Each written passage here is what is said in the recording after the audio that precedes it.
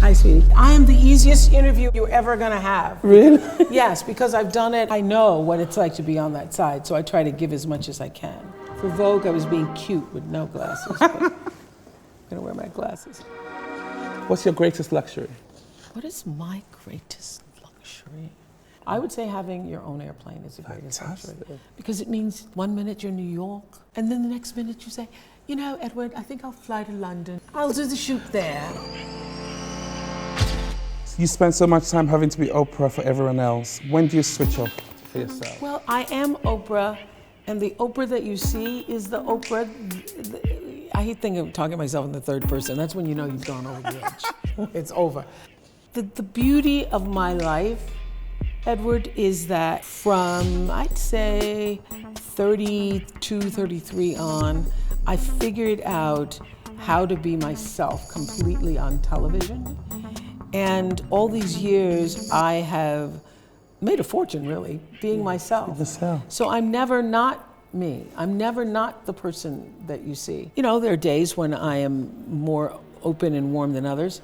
And one of the things that actually caused me in 1991 to get my own plane, I was in the airport and I was just minding my own business. And a woman came up and she said, "You're not acting like you do on TV."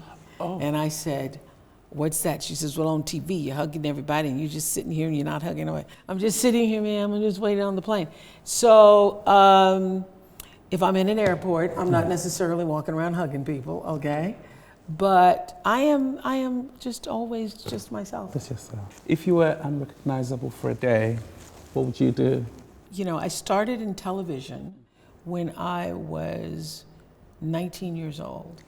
So even at 19 years old, walking around the Kroger store, the grocery store, in my flip-flops, people would say in Nashville, "Why aren't you that girl talking on television? I can't imagine you coming out looking like this." I've never been restricted by the fact that I have a life that other people know about.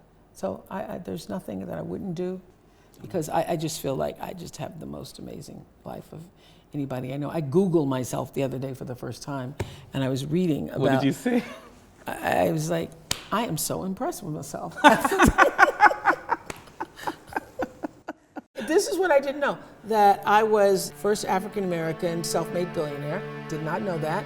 Donated more to charity in the 20th century than any other African-American. I said, this is really good. That's really great. Really good. If you were to ask me the question, what am I most proud of? I am most proud that I have been able to live this incredible life filled with beauty. And I remember shooting The Color Purple and writing in my journal while on the set that I consciously wished for, dreamed for, prayed for a life filled with beauty. I love beauty. You gave my niece some amazing advice at the tea party we had. What would you say to your younger self? Oh, honey, honey, honey. Oh, baby girl. What the world has in store for you. First of all, it would be relax. It would be stop being afraid. And it would be everything's going to be all right. No matter what, you're going to be okay. What's the biggest frustration for you with young women in the world today? My biggest frustration is not just with young women. My biggest frustration is also with young men, young people who think that, and I have a lot of this with my girls in college, they think that success is supposed to happen like that. Yeah. They think that there isn't a process to it. They think that they're supposed to come out of college and have their brand. And I recognize now that I am a brand, but I was resistant to being called a brand for many years, because I was like, I'm a brand, I'm not a brand, I'm a person. But how I got to be a brand was not trying to be a brand. How I got to be a brand was every day making choices that felt like this is the right move, and now that's the right move, and now that's the next right move, the next right move. And so my frustration with young women and young men is that they think it's supposed to happen like this, and they don't understand that there's a process to it. Social media. Yes, social media. You did not get to be editor of Vogue magazine by not working and working and working and working and working to get here. I love the theory of that there's 10,000 hours behind anybody who ever gets to be successful. Who are your dream dinner companions, dead or alive? Oh my gosh. I would like Jesus to come to dinner and explain. Explain. Is this what you wanted?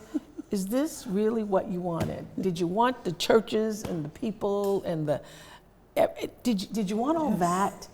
Or were you looking for people to have a different level of consciousness? Did you want the Christ consciousness? Because I think a lot of people got it wrong, Jesus. If you went Oprah, what would you be doing with your life? I would definitely be teaching in a classroom. Because it's the thing that still brings me the greatest joy. I now teach by satellite to my girls in school in South Africa. And it is my favorite moment in the world when you can see someone get it. Okay, I know this is a short thing, but the other day I was teaching an 8th grade class. And I was using my favorite quote from Maya Angelou, where she says, "I come as one, but I stand as 10,000. Wow, that's a great one. Isn't it a great one? It's a great one. And I was saying to the girls, because sometimes they say, sometimes, I feel so alone, I miss my parents, because it's a boarding school. I say, every time I walk into a room, girls, I feel like Maya Angelou said when she said, I come as one, I stand as 10,000. What does that mean? Close your eyes and think of your parents. Think of your mother and your father.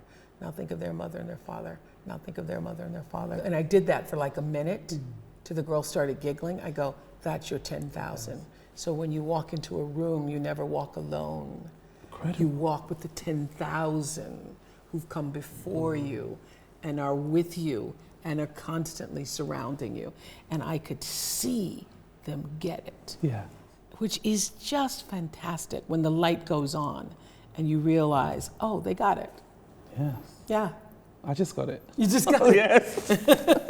Is it fantastic? It's incredible. What's your favorite comfort food? Pasta, any kind. And I'm gonna have some today after this Vogue shoot. Good. You deserve it. I'm gonna have. You deserve it. Also, any kind of bread. I love bread. We love you. Thank you. Good interview. Woo! Thank you. It's good.